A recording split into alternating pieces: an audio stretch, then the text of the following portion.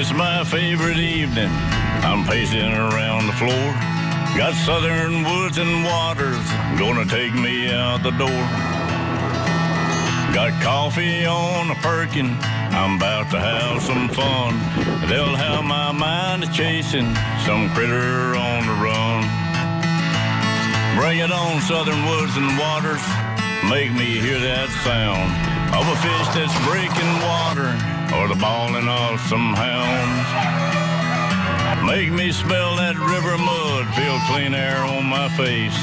Bring it on, southern woods and waters. Show me that special place. Probably about 11-inch crappie.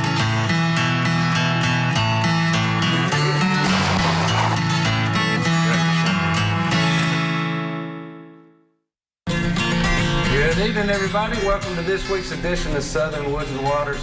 Hope you've all enjoyed the great weather we've had this week. It's been a little bit windy, but it's been nice for the warm-up, and it's given us some real good days out fishing on the lake. So tonight we're actually going to be talking about our lakes, and it's going to be a little bit different approach than normal. We're going to be looking at some of the management side, and I'm joined tonight in studio by my good buddy Dayton Blair's here with us tonight, but we've also got Ted Alferman to his left and Philip Parsley, and these guys are biologists with the Tennessee Wildlife Resources Agency, and you guys are got all sorts of things going on right now. I mean, you've got habitat restoration projects. You've talked about some stake beds we're going to talk about later that y'all have done some research on recently, and just lots of interesting information tonight for y'all about just the way that our waters are managed. You know, we go out and we fish, you know, on the weekends or whenever we get a chance, and a lot of times we don't think about why all those fish are there, you know, and the ideas and management techniques behind it. So really looking forward to that. But there was a particular project that you guys did back several weeks ago with our friends over at the Bass Nation, with Jake Davis and all the kids over there. We love to promote them, work with them all the time, and they do a lot for our waters, but they helped you guys over at Stewarts Creek, over on Percy Priest Lake. And we've got a video we're going to run for that here in just a minute to kind of show you guys how that went. But just the gist of it was out with the old, kind of in with the new. And there's just, you got a lot of stuff going on over there to promote fishing from the bank and things like that. So it's going to be a great area over at Stewarts Creek. So let's go on over and check out this video segment and see how that day went.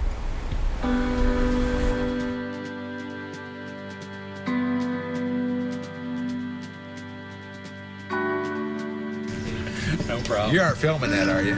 No, you should never do that. Hi. Folks, we're out here today on Percy Priest Lake at Stewarts Creek. As you can see behind me, TWRA has built a bunch of fishing platforms or places for people to fish from the bank. One of the things that we noticed when we come down and collaborated with them is there was a bunch of tires in the water, and we have learned that like 50 years ago it was a great idea. Now we've learned that these things are leaching chemicals, and we're down here with the Tennessee Bass Nation, the TWRA, and some other volunteers, and we're going to remove all the tires out of this area of the lake as many as we can, and make it a better fishing area.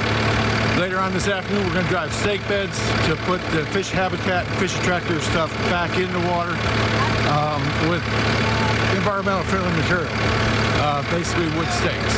So stick around, you're going to see a lot of stuff going on today.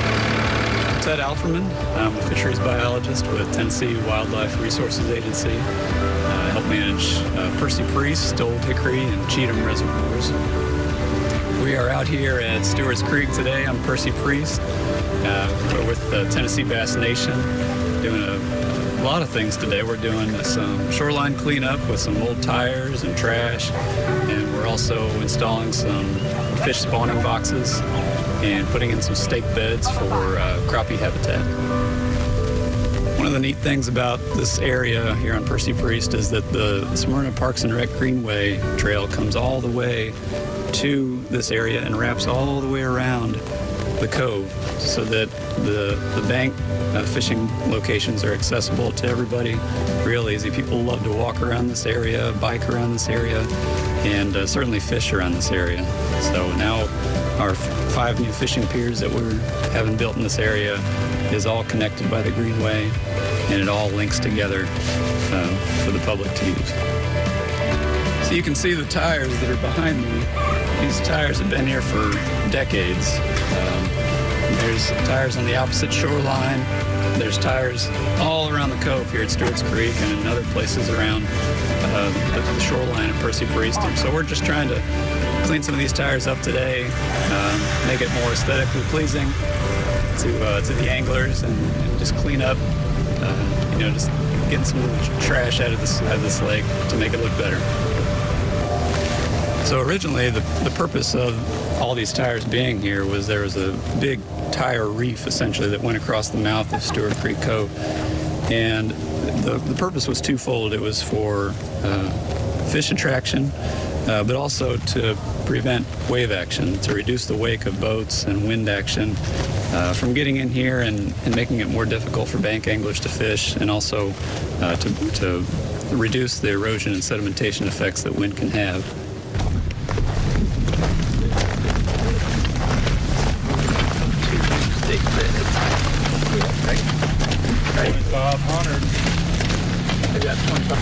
We just picked out a new site to put a stake bed to attract panfish, and it's in between these two public fishing piers, so they'll have good access from both piers, and hopefully they'll be able to hook into some crappie, some bluegill, anything that uses these stake beds. Good chance for them to catch it now.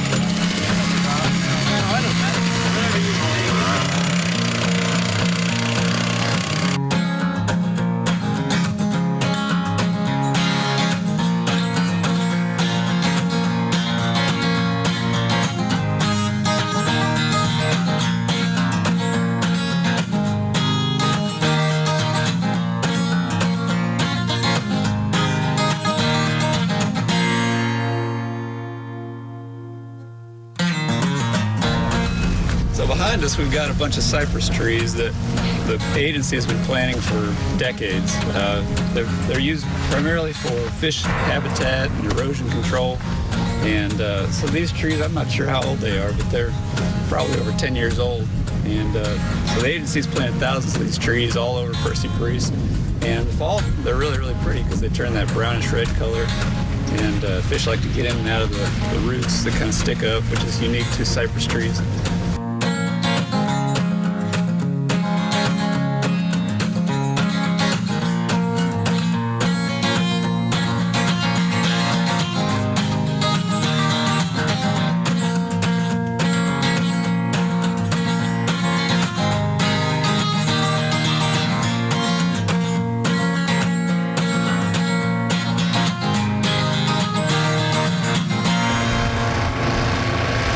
Your fresh lure there, Jake.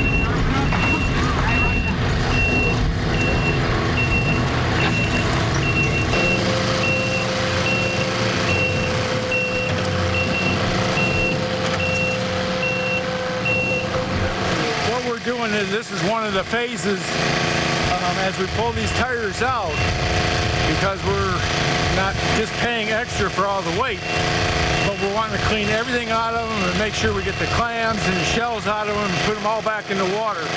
So we've got a pump running down here, a couple of young men washing them up, rinsing them out, and putting everything that's alive back in the water so it survives. So if you see that's what he's doing, we're rolling them side to side and washing everything out and then putting everything live back in the water. Crayfish, clams, we're finding all kinds of stuff. So, I'm Brady Duncan. I'm a senior at Lebanon High School, and I fish for the Mount Juliet fishing team.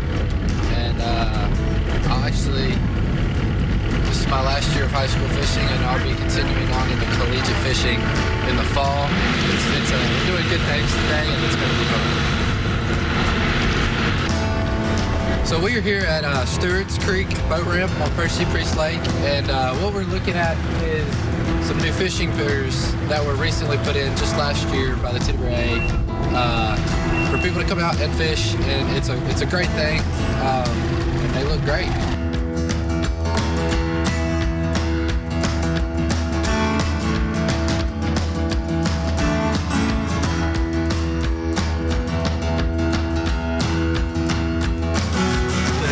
These tires were put in the lake years ago, and now they're starting to break down and release chemical into the water. So the TWRA wants them pulled out of the lake. So we got a machine here. We're hooking to them and dragging them out. We're washing them off and putting them in dumpsters to take and be recycled. So we can hopefully make the water and fish habitat a lot cleaner for the environment years to come.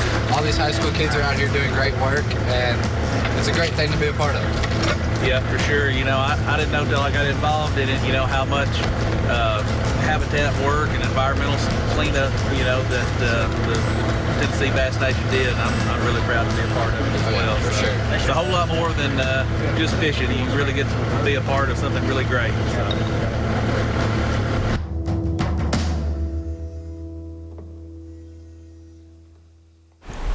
All right, welcome back to the studio. Guys, that's just a great project right there, and just again one of many projects that y'all are involved with year in and year out. And I love to see the kids getting involved with doing it. You know, I mean, they get out there, they were really out there working. You know, they were doing important. it. But you know, they can take their kids one day down there at Stewarts Creek and say, hey, I remember when I was a teenager, we pulled all these old tires out of here and did all this stuff, you know. But just, it's great to see all these projects being on our lakes and to protect our fisheries and the future of our fisheries. That's the biggest thing. Well, guys, let's go on over and do tonight's weekly wild game forecast. It's being sponsored by our friends over at Wilson Bank and Trust. You guys can stop in and see them at one of 28 Middle Tennessee locations. They've been serving our community for over 30 years. Be sure to tell them thank you for everything they do for the community and for us right here at the show. All right, for tonight's wild game forecast, we have got a special caller here on the line. We've got Daniel Brown calling in from the Real Deal Guide Service. How you doing, buddy? Hey guys, how y'all doing? Man, doing good. You have been wearing them out. Dude, I just sit down for the first time in a week, and man, what an awesome lake we got right there on Percy Priest. I mean, God Almighty, I could tell you I've caught 400 pounds of fish this week, and it'd probably be lowballing. You might be sure. I think you and Chris had 100 pounds the other morning. Yeah. Yes, sir. It's unbelievable, and everybody listening can go catch them this weekend, man. All you need is you can use your bass rods too, some medium action, heavy action rods with some chartreuse flukes is what they wanted. They wouldn't hit an A-rig, they wouldn't hit anything. So I tied on some chartreuse flukes, and we were trolling at 1.2 mile an hour in Schoolhouse Cove. So you know where Schoolhouse Cove is. If you're coming from Four Corners and you're running under Hobson Pike Bridge, it's that big pocket on the right there. So we were you can start trolling. The way the wind was howling today, I was having to run that up to the mouth and then turn and let the wind blow me in there, and that was the ticket. I mean, we had 8 rods down, and we had 5 of them with fish on them at one time. So it's pretty amazing. The fishing, I think it's probably the best week I've had all year. So I anticipate it being really good. The crappie are fixing to go crazy too. My guy William Brown, my new guy, he went out and caught a mess of crappie today too. So they're starting to move up. I think this week and possibly next week it's going to be maybe the best week all year for crappie fishing. I had another guy told me that earlier. That next week was going to be a pretty good week. I don't know who it was. Yes, sir. If I had any sick time, I would call in next week and be on the lake. That's right. It's happening. It's happening for sure. Well, what's the water doing now? What's the temperatures, and is it cleaned up some? I found some 50. You know, my boat sits a little deeper, so I get a little cooler reading than most. But I found 54-degree water in around Hobson Pike, and the water clarity is getting right. I mean, these fish can see this chartreuse fluke at about a foot. I'm having to bring it through schools of fish, but I tell you what, when you get it within a couple feet of these fish, they're going to chase it, they're going to eat it.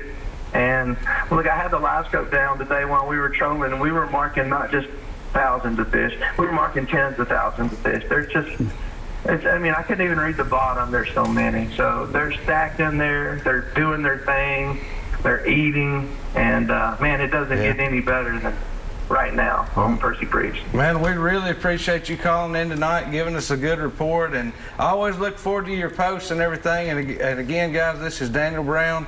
You're at the Real Deal Guide Service here on Percy Priest. How can people reach you, Daniel? Yeah, they can go to my website at therealdealguideservice.com, and you know, we've got pro reports too, so you can get this same exact report that I'm giving now if you sign up for my pro report. So we do that, we update daily. You can sign up there on my website for the $3 a month to get access. Probably the best $3 you'll ever spend. So it sounds like I sure do appreciate you calling. Let me call in. Yeah, well, thank you very much, man. Have a great night. Yeah, man. You too, buddy. Bye. Thanks. Good report there from Daniel. Yep. Guys, we want to remind you to follow us on Facebook. Keep up with us there. I'll let you know how our trips are going throughout the week. And also find us at swwtv.com, and you can find all of our past episodes there. We'll be back here in just a minute with this week's Pictures of the Week and some more Southern Woods and Waters.